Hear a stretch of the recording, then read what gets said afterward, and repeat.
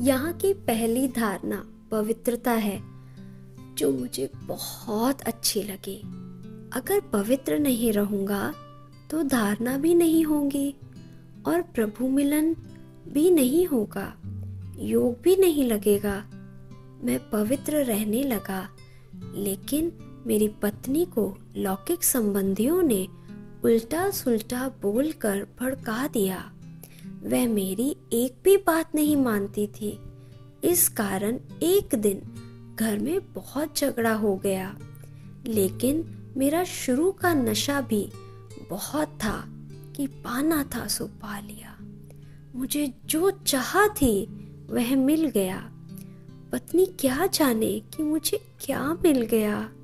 मैंने कहा, देखो निर्मला, रोज रोज का झगड़ा अच्छा नहीं है। एक दिन आप भी चलकर तो देखो। अगर तुम्हें कोई बुराई दिखाई दे तो मैं वायदा करता हूँ कि मैं भी जाना छोड़ दूंगा। इस प्रकार 1 साल बीत गया, क्योंकि उसकी बुद्धि में गलत बातें भरी थी कि बहनें सुरमा डाल करके वश कर लेती है। कहते हैं, जैसी दृष्टि वैसी सृष्टि। एक दिन मैंने अपना फैसला सुना दिया कि मैं तुमको छोड़ सकता हूँ, लेकिन आश्रम जाना नहीं छोड़ूंगा। आखिर वह दिन आया जो मेरे साथ वह आश्रम गई। उस समय गंगे दादी जी योग करा रही थी। जैसे ही मेरी युगल की नजर गंगे दादी जी पर गई, उनको दुर्गा का साक्षात्कार हो गया और वह मन ही मन अपने को दोषी मानने लगी।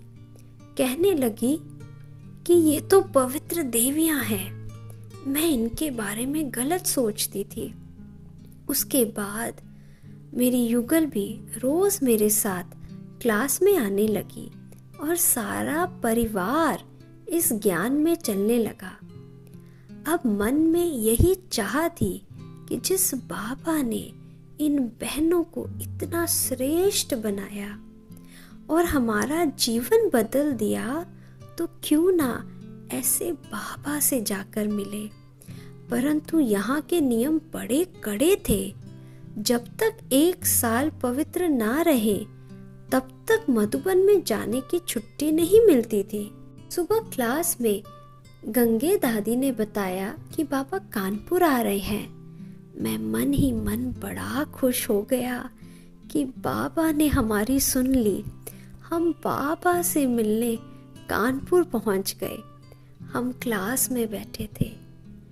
बाबा ने क्लास हॉल में प्रवेश किया तो मैं देखता ही रह गया।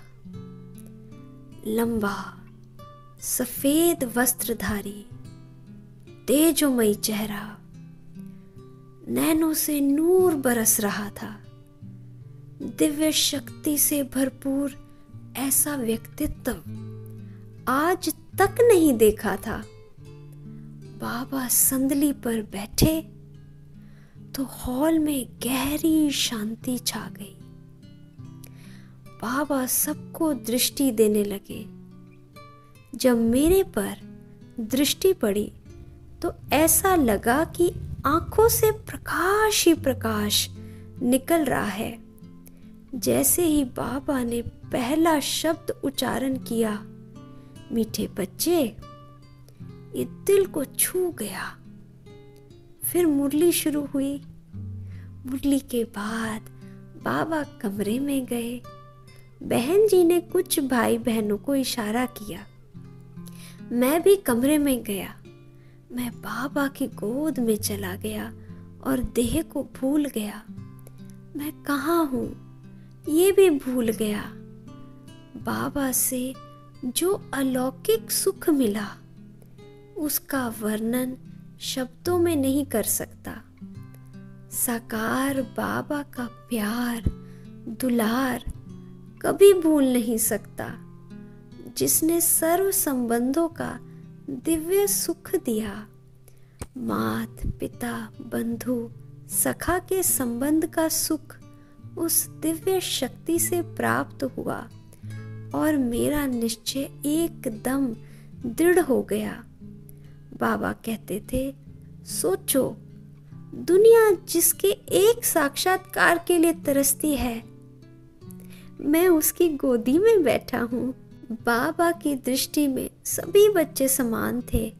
बाबा कहते थे कि बाबा तो गरीब निवाज है। दिल से यही निकलता था, इतना प्यार करेगा कौन।